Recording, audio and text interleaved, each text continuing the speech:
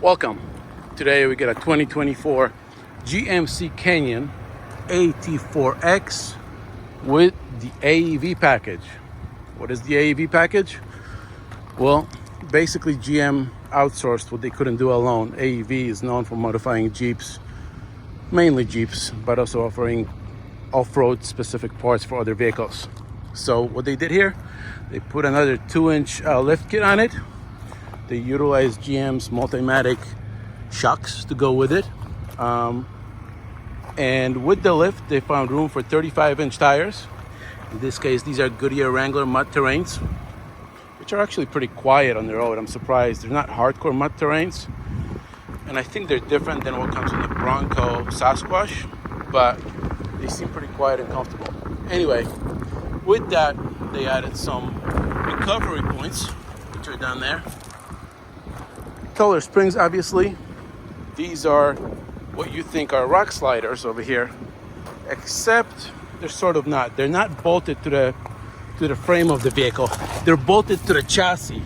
I guess to protect from impact, they will do their job, even though they're just bolted right over here and not over here to the frame. So you would have to probably have a very significant impact, because they seem very beefy, to really damage it. I think a lot of the new companies do this now, where they don't bolt to the frame. I have a feeling that it's because if there's an impact to the side, they don't want this damaging the frame. That's just my hypothesis. Under here, it's full of skid plates, except, this is AC water dripping, don't be concerned, except under the transmission pan, which is weird. That's where I would want protection, but you got it in the front, all along here under the fuel tank. You even have a skid plate over the rear differential. The front is independent, so it's covered over there. The lower control arms are really beefy on this thing. The brakes are big. Leaf springs in the back, which is an interesting choice because everybody's switching over to coils. But that gives it a pretty heavy-duty tow rating, 77 for the base truck. This one, I believe, is capped out at 60 because it is softer, the tires are bigger. Rear bumper is also specific. It's got recovery points on it as well. Interesting thing here in the bed, pardon my bike, they couldn't fit the spare tire in the factory location, so they put it in the bed. Obviously, there's two problems with it. Problem number one is it takes up space. Problem number two, the visibility out back is pretty much non-existent. I'll show you from the inside. The bed is just big enough to fit my mountain bike on 29-inch wheels, large size frame, and close it. It's got a pretty cool storage over here. Come on, open up. That you can fit something into the tailgate. Pretty nifty. Not most revolutionary tailgate, because we got tailgate wars going on right now. It's pretty cool. Tow hitch, easily accessible. Plug-in harness, easily accessible. I did tow with this vehicle. I towed on aluminum trailer with a Jannetta race car on top of it for a total of probably 3,500 pounds. It pulled it with authority, no problems at all. I was actually surprised by how much it hauled ass with the trailer attached to it. The truck looks really cool. I've been getting nothing but compliments on it. I brought it to a racetrack, as one does with an off-road vehicle, because I have to move the race car over to the racetrack. And people were eyeing it and complimenting it and just saying how cool it looked. And they wanted to try it out. Some did. I think I sold one for GM. You're welcome. But as it stands here, this thing is badass, but it's also 67 grand as it stands here, which is a problem because the Ranger Raptor, with the more powerful V6 engine, this is 310 horsepower, I think, is going to be about 10 grand less, but it won't have 35s, it'll have 33s. Not that it matters. Let's go to the inside. Not crazy about this white leather thing. Maybe it's a snow cap. I think that's what it's supposed to emulate. I don't know. The back seat it's got a little bit less space than the Ford Ranger. It does lift up for a little bit of storage, but honestly not much storage. There's more under the other side. Come on, look up. yeah, so that's a little bit tight over here. Let's go on the inside. Leather ventilated seats. I like the rubber floor mats. This model has sunroof. It's basically a fully loaded model. It's got an updated Bose audio system. What do we got here on the inside? Gauge cluster is cool. You have several options of display in it. Once I figure the damn thing out. I swear I practiced this. What's this button? Maybe you need to be moving, but yes, you can change the way what information displays and everything. It's got automatic 4-wheel drive if needed. Otherwise, you can lock it in. You can leave it in 2-wheel drive, 4-wheel drive, and 4-wheel drive low. Electronic handbrake, locking rear and front differential. You like the rear before you like the front. Automatic engine start stop. This is a cool feature. This button opens all 4 windows at the same time. Very cool. Here's the problem. It doesn't go up. So if you want to close all these windows, you got to do it manually, and only the driver's side has automatic app and not the passenger side, which frankly is cheap. Talking about cheap, this back window, it slides open, except it's not powered. You have to open and close it manually, which is not great. If you're on the highway and you want to try to close it at speed, you basically have to stop. Also here you see what visibility you have to the back. I can lower that headrest, and you have, like, you know, a little bit more visibility, but it's pretty nil. It would be cool if they put a camera in the mirror just for that reason, but they didn't. Interesting things over here. I'm gonna move this car because we're in the direct sunlight. So much better.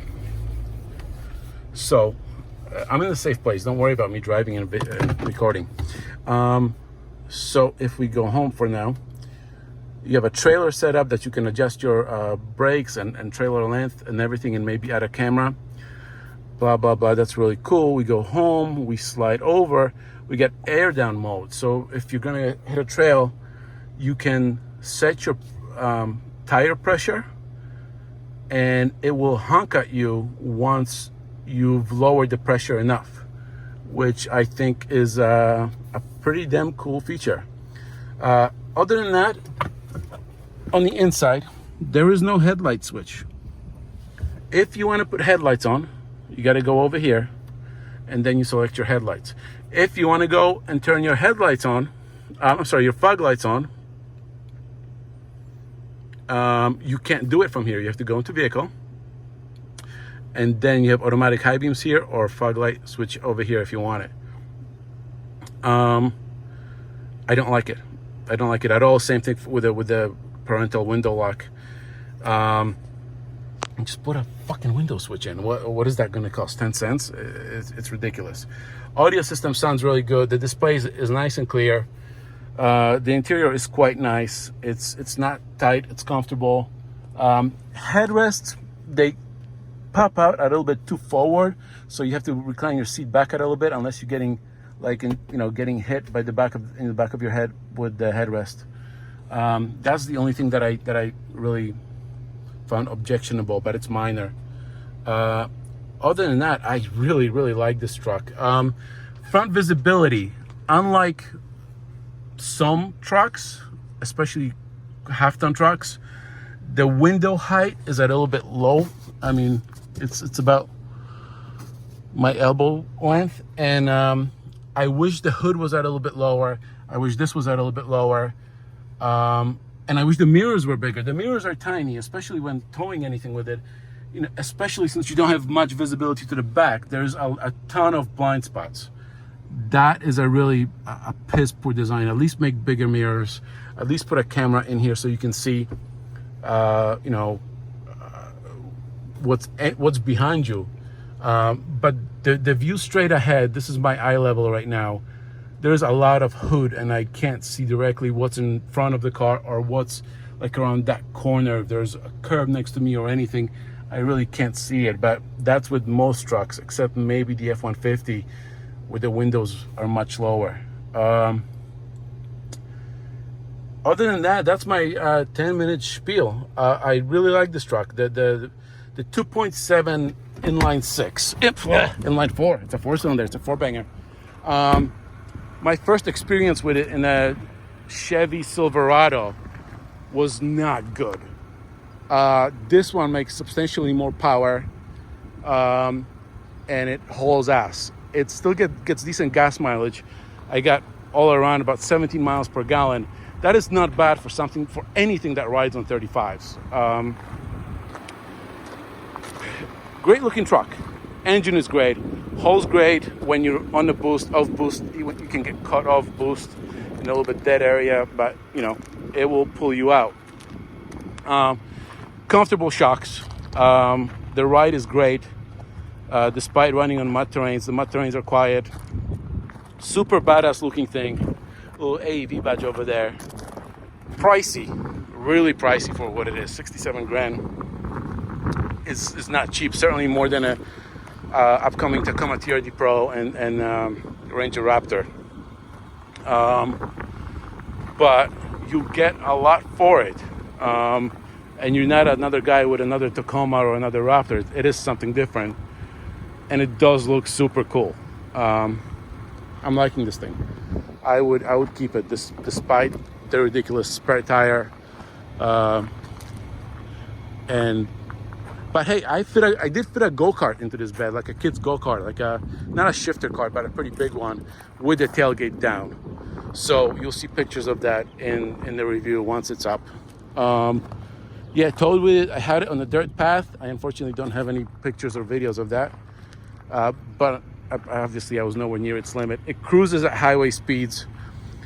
It's quiet except for when you have a sunroof open. The sunroof is loud when it's open, and that's annoying if you like driving with an open sunroof. Yeah, that's it. Good truck. Get it. Bye.